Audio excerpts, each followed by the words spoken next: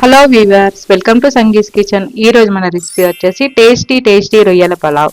రొయ్యలు అంటే తినని వాళ్ళకు కూడా ఈ స్టైల్లో రొయ్యల పలావ్ చేసి పెట్టండి. పలావ్తో పాటు రొయ్యలను కూడా వదిలిపెట్టకుండా తింటారు. మరి ప్రాసెస్ చూద్దాము. ముందుగా బాస్మతి రైస్ 3 గ్లాసులు తీసుకున్నానండి. అంటే ఇవి 3/4 కేజీ ఉంటాయి. రొయ్యలు 3/4 కేజీ తీసుకొని, రైస్ కూడా 3/4 కేజీ తీసుకొని ఇలా శుభ్రంగా కడిగి పెట్టుకున్నాను. నెక్స్ట్ 2 మీడియం సైజ్ ఉల్లిపాయలను తీసుకొని ఇలా సన్నగా పొడుగ్గా స్లైసెస్లా కట్ చేసుకోవాలి. తర్వాత పుదీనా పేస్ట్ తయారు చేసుకోవాలి. దీనికోసం కొంచెం కొత్తిమీర, కొంచెం పుదీనా, 3-4 పచ్చిమిర్చి ముక్కల్ని ఇలా వేసి పేస్ట్ చేసుకోవాలి. ఈ పేస్ట్ వేయడం వల్ల పలావ్కి మంచి ఫ్లేవర్ వస్తుంది. తర్వాత 3/4 కేజీ రొయ్యలని శుభ్రంగా నిమ్మరసము, సాల్ట్ వేసి కడిగి పెట్టుకోవాలి. ఇప్పుడు దీనిలోకి కావాల్సిన ఇంగ్రీడియంట్స్ కొంచెం పసుపు వేసుకోవాలి, రుచికి సరిపడా ఉప్పు,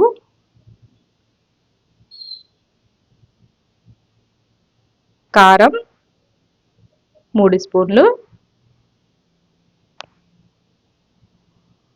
ధనియాల పొడి 1 స్పూన్, జీలకర్ర పొడి 1/2 స్పూన్,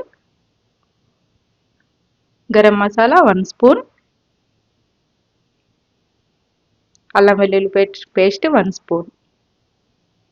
ఇది వైట్ పెప్పర్ అండి. మీ దగ్గర బ్లాక్ పెప్పర్ ఉంటే బ్లాక్ పెప్పర్ 1/2 స్పూన్ యాడ్ చేసుకోండి. ఇవన్నీ రొయ్యలకు బాగా పట్టేటట్టుగా కలపాలి. చూసారుగా, ఈ విధంగా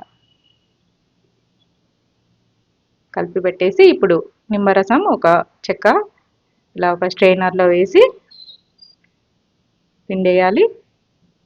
ఇప్పుడు ఈ నిమ్మరసాన్ని కూడా రొయ్యలకు పట్టేటట్టుగా మిక్స్ చేయాలి.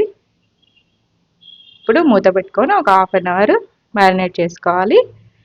ఈలోపు మనం పలావ్ రెడీ చేసుకుందాము. ముందుగా స్టవ్ వెలిగించుకొని ఒక కడాయి పెట్టుకొని, కడాయి వేడైన తర్వాత 2 స్పూన్ల నెయ్యి, నూనెతో పాటు నెయ్యి కూడా వేస్తే పలావ్ బాగా టేస్టీగా ఉంటుంది. ఇప్పుడు ఆయిల్ కూడా 3 టేబుల్ స్పూన్ల వరకు వేసుకోవాలి. ఈ హీట్ అయిన తర్వాత బిర్యానీ మసాలాలు, ఇలాచీ ఒక 5-6, లవంగాలు 4-5, దాల్చిన చెక్క, మరాఠీ మొగ్గ, సాజీరా ఇవన్నీ వేసి లైట్గా వేయించుకోవాలి.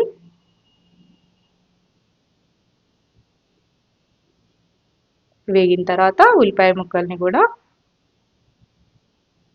ఇలా ఆయిల్లో వేసుకొని డార్క్ బ్రౌన్ కలర్ వచ్చే వరకు వేయించుకోవాలి.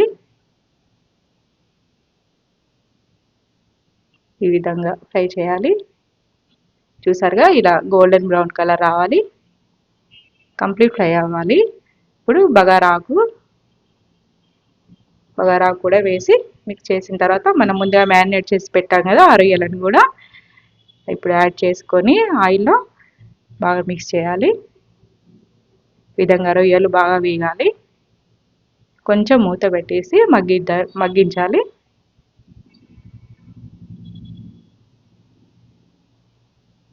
ఈ విధంగా ఒక 5 నిమిషాలు మగ్గించిన తర్వాత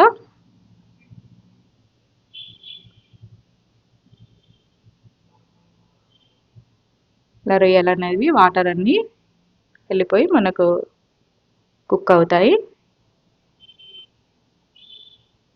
చూసారుగా, ఈ విధంగా ఆయిల్ కంప్లీట్గా పైకి వచ్చింది కదా, ఈ విధంగా రొయ్యలు కూడా ఫ్రై అవ్వాలి. ఇప్పుడు మనం ముందుగా రెడీ చేసి పెట్టుకున్న పుదీనా కొత్తిమీర పేస్ట్ కూడా ఈ రొయ్యలను యాడ్ చేసుకోవాలి. మంచి ఫ్లేవర్ వస్తుందండి ఈ పుదీనా పేస్ట్తో పలావ్కి, చాలా బాగుంటుంది టేస్ట్ కూడా.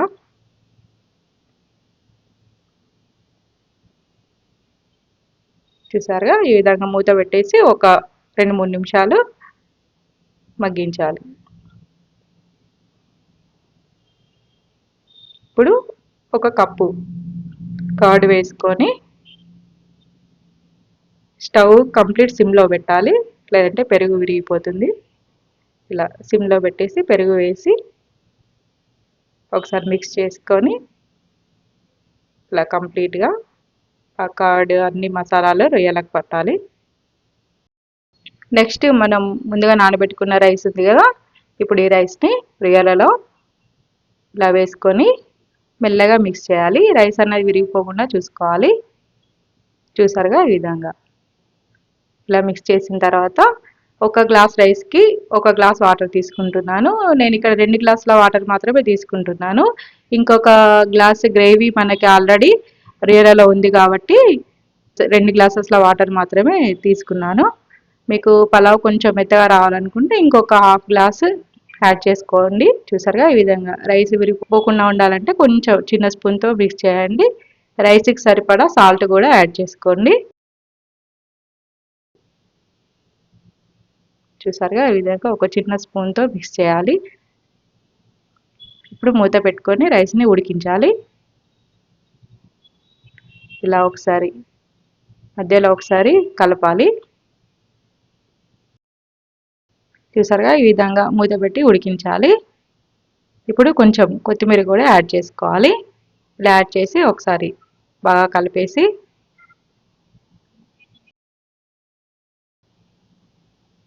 వాటర్ అనేది కంప్లీట్గా డ్రై అవ్వాలి. ఇప్పుడు డ్రై అయిన తర్వాత ఇలా మూత పెట్టేసి దమ్ పోకుండా ఇలా పిండిని కొంచెం పెట్టాలి. ఇప్పుడు ఒక 10 నిమిషాలు సిమ్లో దమ్ చేయాలి. చూసారుగా వావ్, పలావ్ ఎంత పొడి పొడిగా చాలా బాగా వచ్చిందండి. ఈ ప్రాసెస్లో మీరు రొయ్యల పలావ్ ప్రిపేర్ చేసుకోండి, చాలా టేస్టీగా వస్తుంది. ఈ రెసిపీ మీకు నచ్చినట్లయితే లైక్ చేయండి, షేర్ చేయండి. మరిన్ని సింపుల్ అండ్ టేస్టీ రెసిపీస్ కోసం మా ఛానల్ని సబ్స్క్రైబ్ చేయండి, బెల్ సింబల్ని ప్రెస్ చేయండి. Thank you for watching.